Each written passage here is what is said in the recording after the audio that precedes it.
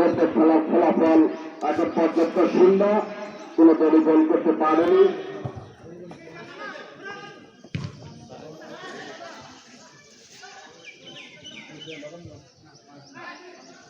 সুন্দর পাস দিলেন কিন্তু ধরে রাখতে পারেনি। 9টা পাতা গোলকিপারের কাছে খুবই কিভাবে তুলে আসতে দিলেন এবং